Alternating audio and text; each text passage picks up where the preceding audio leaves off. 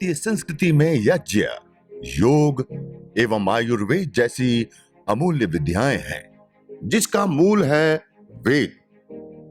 इतिहास की ओर दृष्टि डालें तो भगवान राम, भगवान कृष्ण से लेकर राजा महाराजाओं, ग्रामवासियों व अरण्यवासी ऋषियों की कुटियों तक नित्य व नैमित्तिक यज्ञों का प्रचलन देखने को मिलता है।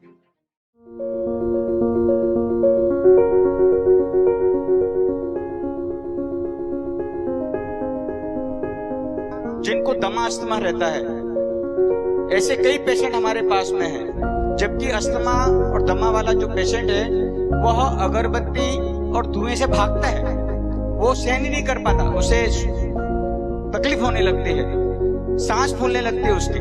लेकिन यज्ञ के धुएं से यज्ञ करने तक, शुरुआत से लेकर एंड तक उन्होंने पूरा यज्ञ करते हैं। और आज वो कम 85% उनके पंप छूट गए, जो दमास्थमा के जो उनके पंप थे वो भी छूट गए यज्ञ करने से। और वो नियमित रूप से अपने घर में गूगल की ध्वनि आज भी ले रहे हैं और उन्हें पूर्ण लाभ मिल रहा है। हम कई घरों में यज्ञ कराने गए, कई घरों में, और हमने पाया कि दमास्थमा वाला पेशेंट यज्ञ को छोड़कर अंदर घर की ओर भागता है, अंदर रूम की ओर भागता है। बोले नहीं, बाद में चालू करना, पहले हमको अंदर जाने दो। तो हमने उनको बताया कि जब आपको तकलीफ होने लगे तब आप अंदर चले जाना, जब तक तो बैठो। अभी तो हमने कुछ भी जलाया नहीं है, जब जलेगा, धुआं होगा, तब आपको महसूस होगा ऐसा कि चलो कोई बात नहीं, हम तकलीफ हो रही है तो आप अंदर चले जाना। तो हमने ऐसा पाया कि जैसे ही हमने यज्ञ चालू किया, यज्ञ चालू करने के बाद में जैसे हमने घी की उसमें आहुति चालू की, और वो व्यक्ति पूरा यज्ञ के समय तक बैठा रहा और पूरा लाभ उसे मिला। तो दमा अस्थमा वाले पेशेंट को तो मैं बोलूंगा कि उसे नियमित रूप से यज्ञ करना चाहिए।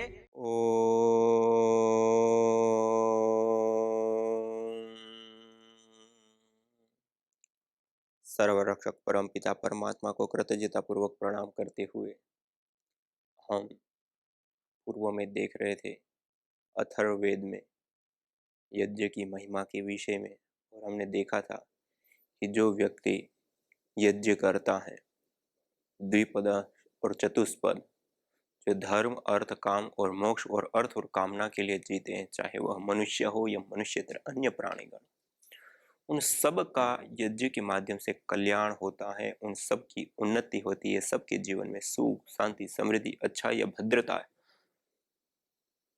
बढ़ती है। और केवल जीवों के लिए ही नहीं, जीवों के साथ साथ जो चेतन जगत है, जड़ जगत है, उन दोनों के ऊपर भी, जड़ और चेतन दोनों जगत के ऊपर विशेष रूप से कार्य करता है। इस विषय को लेकर के हमने पूर्व में अथर्ववेद के द्वितीय अध्याय के 34वें सूक्त के मंत्रों को देखा था। आज हम अथर्ववेद के द्वितीय अध्याय के 35वें सूक्त के 5वें मंत्र, यज्ञस्य चक्षुः प्रभृतिर्मुखं च वाचा श्रोत्रेण मनसा जुहोमि इमं यज्ञं विततं विश्वकर्मणः देवायन्तु सुमनस्यमानः। अर्थात यज्ञ के माध्यम से श्रोत्रेण मनसा जुहोमि, हमारे पास जितनी भी इंद्रियां हैं, चक्षु के द्वारा हम देखते हैं, कानों के माध्यम से हम सुनते हैं, चमड़ी के माध्यम से हम स्पर्श करते हैं, जीवा के माध्यम से हम चखते हैं, और जो भी हमारी 5 ज्ञानेंद्रिया, 5 कर्मेंद्रिया, उसके माध्यम से हम ग्रहण करते हैं। ये भी हमारा एक जीवन यज्ञ है। जो रूप है उसका हम चक्षु के माध्यम से आहुति देकर हम अपने भीतर उसका ज्ञान प्राप्त करते हैं। इसी प्रकार जो शब्द है उसका हम कान के माध्यम से हम ज्ञान के रूप में उसको परिवर्तित करते हैं, उसको देखते हैं। इमं यज्ञं विततं विश्वकर्मणा देवायन्तु सुमनस्यमानः। हमारे पास जो भी शक्ति, सामर्थ्य आदि सब चीजें हैं, हम समर्पण पूर्वक यदि हम अपने जीवन को जीते और आगे बढ़ाते तो निश्चित रूप से हमारे जीवन का कल्याण होता है। समस्त हमारा जीवन और ये जगत यज्ञमय है, यज्ञमय अर्थात त्यागमय। जो पदार्थ हाथों ने प्राप्त किया वो हाथ नहीं खाते हैं, उसको मुख को देते हैं। मुख ने जिस पदार्थ को चबाया वो खुद अपने पास नहीं रखता, वो पेट को दे देता है। पेट के पास जो पदार्थ गया वो अपने पास नहीं रखता, वो उसको रूपांतरित करके अपना कार्य जो उसमें है उसको करके वो ब्लड को, रक्त को और पूरे शरीर में वो बांट देता है। तो पूरे शरीर के सभी अंग पुष्ट होते हैं, वृद्धि को प्राप्त होते हैं। जैसे हमारे शरीर में एक क्रियाएं चलती है वैसे ही बाहर जगत में भी, समाज में भी, सब जगह सूर्य, चंद्र, तारे, नक्षत्र, ग्रह, उपग्रह से लेकर के संपूर्ण पिंड और ब्रह्मांड यज्ञ रूप है, यज्ञमय है, यज्ञीय है। ऐसे ही समाज में भी हम देखें, समाज में भी जैसे उदाहरण के लिए कोई एक राजा है, उस राजा को सभी लोग अर्थात जो नगरवासी है, नगरवासी सभी लोग उसको टैक्स के रूप में पैसे देते हैं, अर्थात अपने पास जो हिस्सा है उसमें से निकाल करके उनको देते हैं। तो वह धन राजा के पास जाता है। राजा उस धन का भोग नहीं करता, अपितु उस धन को फिर से समाज के सुख बढ़ाने के लिए जो भी नीतियां बनाना, कानून बनाना, रोड, रास्ते, चिकित्सा, शिक्षा से लेकर के जो मूलभूत आवश्यक चीजों से लेकर के जो विकास के लिए जो आवश्यक चीजें होती उस पैसों के माध्यम से उसका निर्माण करता है। उससे फिर वापस समाज के पास आता है। सबका सुख इसमें बढ़ता है, राजा का भी और समाज का भी। लेकिन यह जो श्रृंखला है वो बाधित हो यदि समाज, मनुष्यगण यदि राजा को टैक्स नहीं देते नगरवासी, तो वो दंडनीय होते हैं, उसको दंड दिया जाता है, वो अपराध माना जाता है। इसी प्रकार से यदि राजा के पास वो धन टैक्स के रूप में चला गया, राजा के पास आ गया, लेकिन राजा उसका भोग करे और वापस वो समाज को नहीं लौटाता है, तो वो राजा भी नष्ट हो जाता है, उसको भी दंड भुगतना पड़ता है, उसको भी समाज तिरस्कृत कर देता है, उसको भी चुनाव में नहीं चुनता है। ये जो यज्ञीय भावनाएं हैं, यज्ञीय कर्म है, वो निरंतर सब जगह पे हमें देखने को मिलेगा। और वो सर्कल यदि सही सही चलेगा तो निश्चित रूप से सबका कल्याण होगा, सबकी उन्नति होगी और सही चलेगा। जहां पर भी ये क्रम बाधित होगा वहां पर क्लेश पैदा होगा, वहां पे दुख पैदा होगा, वहां पे अवरोध पैदा होगा और कई सारी प्रकार की समस्याओं का जाल वहां शुरू हो जाएगा। सामाजिक जन यदि टैक्स नहीं देते तो उनके ऊपर दंड नीति अपनाई जाती। राजा के पास आ गया और राजा ने अपना भोग करना शुरू कर दिया तो उसके ऊपर भी इसी प्रकार से उनका अस्तित्व नष्ट होने लग जाता है।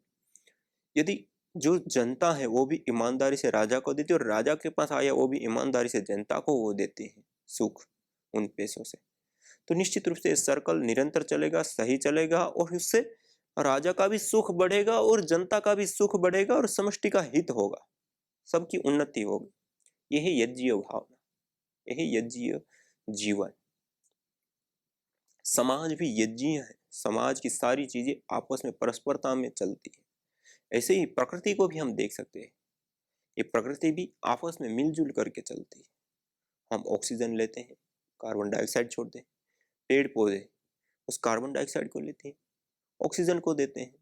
ऐसे ही जो समष्टि में जो विषैले जिसको सांप, बिच्छू या अन्य प्राणी कहे जाते हैं वो भी इस धरती पर निरर्थक नहीं है, वो भी इस वायुमंडल के अंदर एक प्रकार से शोधन का कार्य करते हैं, एक सामंजस्य बनाने का कार्य करते हैं। वायुमंडल के अंदर कुछ ऐसी गैसेज आदि होती है उसको वो आहार के रूप में लेते हैं, उससे उनका जीवन है, लेकिन वो गैस यदि वायुमंडल में बढ़ जाए तो हमारे या वनस्पति जगत के लिए हानिकारक हो सकता है।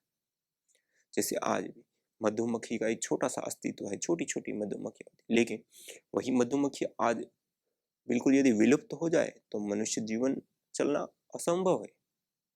और आज के जो वैज्ञानिक युग है वो भी, वैज्ञानिक चेतना भी इस विषय पर विशेष रूप से चिंतन कर रही है और विशेष रूप से शोक मना रही है कि इसको कैसे रोका जाए, कैसे क्या किया जाए, मधुमक्खी को कैसे बचाया जाए। इसीलिए सारा का सारा जो अस्तित्व है वो आपस में को एग्जिस्टेंस में चलता है, मिला जुला है, सब एक दूसरे पे आश्रित है। इसलिए तो हमारे शास्त्रों में, हमारे वेदों का यत्र विश्वम भवत्येक नीड़म, जिसे कबूतर का घोंसला होता है, पंछी का घोंसला होता है, वो घोंसला के अंदर छोटी छोटी सड़िया, छोटे छोटे तिनके, कई सारे एकत्रित होकर के एक घर का निर्माण हो गया। उसके अंदर पंछी रह सकते हैं, अपने बच्चों को रख सकते हैं और अपना जीवन यापन करते हैं। लेकिन वही एक एक तिनका यदि अलग हो जाए तो ना वो घर रहेगा, ना उसके लिए वो पंछी के लिए उपयोग में आएगा। इसलिए जब तक वो आपस में जुड़ा हुआ है एक एक तिनका, तो उस जुड़े हुए तिनके की जो कीमत होती है वो एक विशेष ही होती है। उससे उस विशेष जो घोंसला बना उसका भी अपना एक अस्तित्व है और उसके माध्यम से पंछी या उनके बच्चों का जीवन भी यापन हो रहा है और आगे बढ़ रहा है, उसके जीवन में भी सुख आ रहा है। तिनकों की अपनी सार्थकता हो जाती है और पंछियों का अपना जीवन सार्थक होता है, आगे बढ़ता है। आपस में जुड़ने से, वही बिखर जाए तो सारा टूट जाए। इसलिए पूरा संसार इसी प्रकार से एक घोंसले की बात है, सब आपस में जुड़े हुए, चाहे मनुष्य, पेड़ पौधे, पशु पक्षी, कीट पतंग, ग्रह उपग्रह, नक्षत्र, तारे, चांद आदि से लेकर के संपूर्ण अस्तित्व एक विशेष रूप से जुड़ा हुआ है और इस जुड़ाव में ही सबकी उन्नति, इसको कहते हैं को एग्जिस्टेंस। परम पूज्य श्रद्धेय स्वामी जी महाराज इस बात को विशेष रूप से बताते हैं, को एग्जिस्टेंस, वननेस, सहअस्तित्व, एकत्व और विश्व बंधुत्व। यह भावनाएं जिसके भीतर है वह इस समाज का, इस संसार का या अपना अहित कभी नहीं कर सकता है, क्योंकि वो जान जाता है कि क्या है वास्तव में अस्तित्व। यह जो परम पूज्य स्वामी जी महाराज बार बार इन बातों को समझाते हैं हम सब लोगों को और बताते हैं, सह अस्तित्व, एकत्व और विश्व बंधुत्व की जो यह वैदिक संस्कृति है, ऋषि संस्कृति है, यही संस्कृति की शरण में आने से, इसी संस्कृति का आचरण करने से निश्चित रूप से सारे विश्व में जो अनेकों प्रकार की समस्याएं छाई हुई, अनेकों प्रकार की जो बीमारियां छाई हुई, भोगोन्माद, महजबोन्माद, युद्धोन्माद से लेकर के अनेक प्रकार के दुख क्लेश पैदा करने वाली जो स्थितियां, उन सब से बाहर लाने का कार्य इसके माध्यम से होता है। और इस संस्कृति की मुकुटमणि के रूप में यदि हम देखें, जो सार्वभौमिक, वैज्ञानिक एवं पंथ निरपेक्ष जो संस्कृति है, यदि उस विषय में यदि हम गहराई पूर्वक चिंतन करें और इस संस्कृति का मूल प्रतीक के रूप में हम कोई देखें तो वो यज्ञ वेदी हमारे सामने आती है। चाहे हमारे पर्व हो, हमारे संस्कार हो, चाहे हमारे त्योहार हो या संस्कार हो, कोई भी शुभ अशुभ कर्म हो, सब जगह पे हमारी संस्कृति में यज्ञ जुड़े। अर्थात इस संस्कृति के मुकुटमणि के रूप में यदि कोई प्रतीक के रूप में कोई स्थान है तो वो यज्ञ का है। यज्ञ इतना विशेष होने के कारण उसकी जो महिमा है वो हमारे वेदों ने, उपनिषदों ने, ब्राह्मण ग्रंथों ने, गृह सूत्र, नीति शास्त्र, स्मृति शास्त्रों से लेकर के जो हमारे ऐतिहासिक शास्त्र है वहां तक सब जगह पे हमें विशेष रूप से उसकी महिमा देखने को मिलती है। यज्ञ से यदि हम उसकी सार्वभौमिकता को देखें, उसकी वैज्ञानिकता को देखें, तो अनेक रूपों में हम देख सकते हैं। और पंथ निरपेक्षता भी, हम पंथ निरपेक्षता को देखते हुए एक उदाहरण आपके सामने रखना चाहता हूं। हमारा जो जीवन चलता है वो जीवन इस प्रकृति की गोद के अंदर रहता है या चलता है या सुरक्षित है।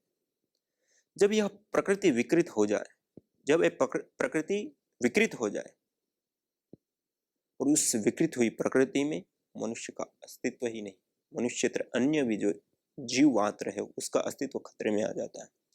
आज मनुष्य ने अपनी अज्ञानता के कारण, अपने सुख भोग की इच्छा के कारण अंधाधुंध रूप से जो प्रदूषण किया है, उसका जो प्रभाव है वो इस प्रकृति के ऊपर इतना जोर से दुष्परिणाम देने वाला हुआ है कि आज मनुष्य के लिए भी आज खतरे की घंटी बज चुकी है। 70 लाख से अधिक लोग मौत की घाट उतर रहे हैं। इतना ही 2030 तक में 30% से अधिक प्रजातियां विलुप्त हो गई। ये कोई छोटे आंकड़े नहीं। ग्लेशियर तेजी से पिघल रहे हैं। 40% नदियां भारतवर्ष में सूख चुकी है। 55% कुएं सूख चुके हैं। 45% भूगर्भ जल नीचे जा चुके हैं। इतना ही नहीं, इससे अतिरिक्त अनेकों प्रकार की बीमारियां, ब्लड प्रेशर, कैंसर से लेकर के मस्तिष्क से संबंधित बीमारियों से लेकर के पैरालिसिस, पार्किंसन से लेकर के अनेक प्रकार की ऐसी बीमारियां हैं जिन बीमारियों ने मनुष्य को अपनी चपेट में ले रखा है, जिसके कारण करोड़ों करोड़ों लोग अपनी जान गंवा रहे हैं। तो इन सारी स्थितियों को देखते हुए यह स्पष्ट होता है कि जिस महजूबोन्माद के कारण हमने वायु प्रदूषण आदि को जन्म दिया है वो हमारे लिए हितकर नहीं। तो मैं कह रहा था, यह प्रकृति यदि संतुलित है तो हमारा जीवन भी संतुलित है, सुरक्षित है। प्रकृति यदि विकृत है तो हमारा जीवन भी संतुलित नहीं रह सकता, वो भी विकृत होगा। दुख, कष्ट, बाधा, पीड़ा और जीवन की हानि तक उठाने के लिए हमें तैयार रहना पड़ेगा। हमारी संस्कृति में इस प्रकृति के सौंदर्य को यथावत रखना, इसी प्रकार से अन्य भी बहुत सारी प्रकार की प्राकृतिक जो संपदाएं हैं, प्राकृतिक जो स्थितियां हैं, उसको यथावत रखना बहुत जरूरी होता है। और उसके लिए हमारी संस्कृति में, हमारे शास्त्रों में विशेष रूप से महत्व दिया गया। और इस प्रकृति के संतुलन के लिए विशेष रूप से अग्निहोत्र यज्ञ हवन देखा गया, जाना गया। क्योंकि हवन, अग्निहोत्र यज्ञ जड़ चेतन जगत को ही पोषित करने का नहीं, अपितु उसके साथ साथ संपूर्ण अस्तित्व को सुरक्षित करने का भी कार्य करती है। प्रकृति की गोद में जैसे हमारा जीवन चल रहा है, ये 5 तत्वों से बनता है, अग्नि, वायु, जल, पृथ्वी आदि। इन 5 तत्वों से हमारे तन का निर्माण हुआ। इन 5 तत्वों से ये सारी चीजें जो दृष्टिगोचर होती है, जिन 5 इंद्रियों से हम शब्द, स्पर्श, रूप, रस, गंध आदि का आस्वादन करते हैं या रस लेते हैं या उपभोग करते हैं या भोग करते हैं जिन वस्तुओं का, तो इन 5 इंद्रियों में, 5 तत्वों में समेट जाता है। यदि हम समाज की दृष्टि में देखें, मैं आपको बता रहा था कि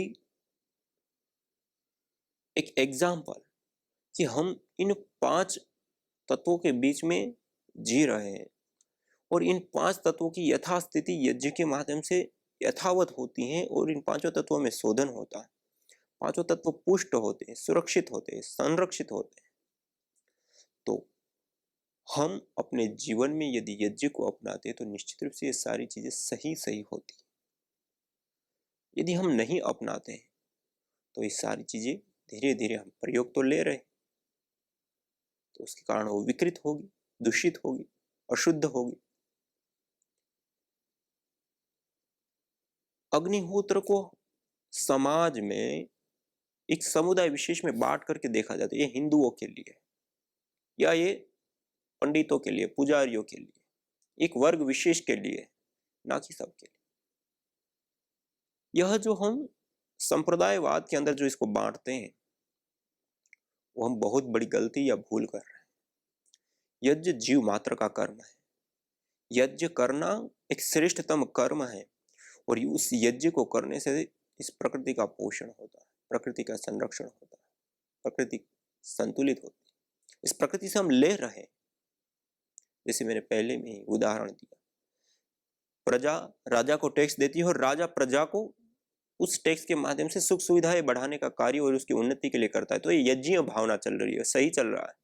ये कभी अवरोध पैदा नहीं करेगा, दुख, कष्ट, बाधा, पीड़ा पैदा नहीं करेगा, सही चलेगा। लेकिन जब राजा टैक्स का उपभोग करेगा या भोग करेगा, प्रजा टैक्स ना भर के उस पैसे का भोग करेगी, तो निश्चित रूप से क्लेश पैदा होगा।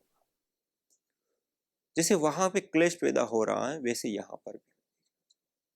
जैसे हम मनुष्य जीवन जी रहे हैं, हमने इस प्रकृति के पांचों तत्वों से सब कुछ लिया है और हम उसको क्या दे रहे हैं? प्रदूषण। सुबह से शाम तक की हम दिनचर्या देखें, कपड़े लत्ते से लेकर के, पानी का प्रयोग से लेकर के, अन्न आदि का प्रयोग से लेकर के, सारी अच्छी अच्छी चीजें तो हम ले रहे हैं, लेकिन हम जो अपने शरीर से छोड़ रहे हैं, क्या छोड़ रहे हैं? मल मूत्र, दुर्गंध, उच्छ्वास। अर्थात हम इस प्रकृति से सब सारी चीजें ले तो रहे हैं लेकिन वापस हम नहीं दे रहे। जैसे राजा जनता से ले तो रहा है लेकिन वापस नहीं दे रहे, क्लेश पैदा होगा, वहां पे अवरोध पैदा होगा, रोग दुख कष्ट बाधा पीड़ा का कारण बनेगा और उसका अस्तित्व नष्ट हो जाएगा। ऐसे ही यहाँ पे हम इस प्रकृति से, इन पंच तत्वों से हम ले तो रहे हैं लेकिन उनकी सुरक्षा के लिए, उसके संरक्षण के लिए, उसके शोधन के लिए, उसके संवर्धन के लिए हम कुछ नहीं कर रहे। तो निश्चित रूप से हम पाप के भागी। इसलिए श्रीमद् भगवद गीता में भगवान श्री कृष्ण जी ने कहा, यज्ञ शिष्टासिना संतो मुच्यन्ते सर्वकिल विषय भुज्यन्ते तु त्वकम पापा ये पचन्ते आत्म कारण। जो केवल अपने लिए पकाता और खाता है वह व्यक्ति दोषी है, पाप को खा रहा है। इसलिए उस व्यक्ति को विशेष रूप से यज्ञ करने के लिए कहा। और देवान भावयतानेन ते देवा भावयन्तु परस्परम भावयन्ता श्रेय परम अवाप्स्यता। इसका भी यही है कि जो हमें प्रकृति से मिला है उसको हम वापस लौटाए। देवान भावयतानेन, जो देवताओं ने, जो अग्नि वायु जल पृथ्वी आदि देवताओं ने हमें दिया है, हम वापस अपने पास जो आया है उसमें से हवन करके उनको दे।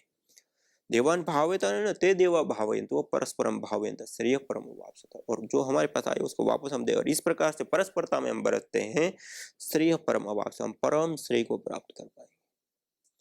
अन्यथा अवरोध पैदा होगा और अवरोध पैदा होगा तो नष्ट होगा, अपना अस्तित्व हम खो बैठेंगे, हमारे जीवन की बहुत बड़ी हानि होगी। इसलिए हमें अपने जीवन में और इस जगत में स्वास्थ्य और संतुलन को कायम करने के लिए, संरक्षण के लिए, प्रकृति के लिए हमें विशेष रूप से भूमिका निभानी चाहिए। अपनी समय को विशेष रूप से लगाना चाहिए और हमारे पास जो भी है उसके माध्यम से हमें प्रयास करना चाहिए। तो कम समय, कम द्रव्य, कम लागत से सबसे ज्यादा देने का कोई तरीका है तो वो यज्ञ है, हवन है। 2 हाथ से कमाओ और 1000 हाथ से बांटो। इस कहावत को सार्थक करने की शक्ति, क्षमता यज्ञ में है। इसलिए हम अपने जीवन में यज्ञ अपनाएं, हवन अपनाएं, अग्निहोत्र अपनाएं और जिस प्रकृति के 5 तत्वों का हम प्रयोग ले रहे हैं उस प्रकृति के 5 तत्वों को हम यथावत करने के लिए हम प्रतिदिन हवन करके उसको सुरक्षित करें, संरक्षित करें। क्योंकि ये केवल मात्र एक हिंदू, मुस्लिम, एक हिंदू आदि कोई समुदाय विशेष या पंडित पुजारियों का विषय नहीं, ये मनुष्य मात्र का विषय है। मनुष्य मात्र इस वायु से श्वास ले रहा है, चाहे वो मुसलमान हो, सिख हो, ईसाई हो, हिंदू हो, या भारत में रहने वाला हो, पाकिस्तान में रहने वाला हो, या पूरी दुनिया के कोई भी देश में रहने वाला हो, या कोई भी उम्र का हो, चाहे वो बच्चा हो, बूढ़ा हो या युवा हो, हर कोई इस वायु से श्वास ले रहा है। इसलिए आइए हम इस प्रकृति के संरक्षण के लिए, इस प्रकृति के संवर्धन के लिए यज्ञ को अपनाएं, हवन को अपनाएं, अग्निहोत्र को अपनाएं और अपने जीवन में और इस जगत में हम दिव्यता का आदान करें। आज इतना ही, इसी के साथ ओम शांति। क्षयं जाति पुष्पम मधु सिद्धार्थ कावचा गण धूप इति आख्यातः सर्वभूत रुजापह। अर्थात पंचभूतात्मक पिंड एवं पंचभूतात्मक इस ब्रह्मांड में संतुलन स्थापित करने के लिए किसी भी प्रकार की विकृति है, रोग है, दोष है, असंतुलन है, उसको संतुलित करने के लिए गण धूप में गाय का घी, चावल, चमेली पुष्प, शहद, श्वेत सरसों एवं वच, इनको मिश्रित करके हवन सामग्री बना करके और उसकी जब हम हवि प्रदान करते हैं और उससे उत्पन्न होने वाला जो धूम्र है वह धूम्र सभी प्रकार के यातनादायक, पीड़ादायक रोगों को बहा ले जाता है और पंचभूतात्मक इस पिंड में और पंचभूतात्मक इस सारे ब्रह्मांड में संतुलन कायम करता है। तो आइए हम यज्ञ को अपनाएं। यज्ञ भारतीय संस्कृति का मूल है। तो आइए हम संकल्प लें, संसार के श्रेष्ठतम कर्म यज्ञ को अपनाएं। पिंड और ब्रह्मांड में संतुलन कायम करने वाले यज्ञ को अपने जीवन का अभिन्न अंग बनाएं एवं प्रकृति मां के प्रति अपने ऋणों को अदा करें। विश्व स्वास्थ्य का एक नारा, यज्ञ से होगा जग उजियारा। भारतीय संस्कृति की अमूल्य विरासत यज्ञ की महिमा को जानने हेतु वैदिक चैनल पर प्रतिदिन प्रातः एवं सायं 11:30 बजे यज्ञ महिमा कार्यक्रम से जुड़े। विशेष जानकारी हेतु संपर्क करें। मोबाइल 9068565306।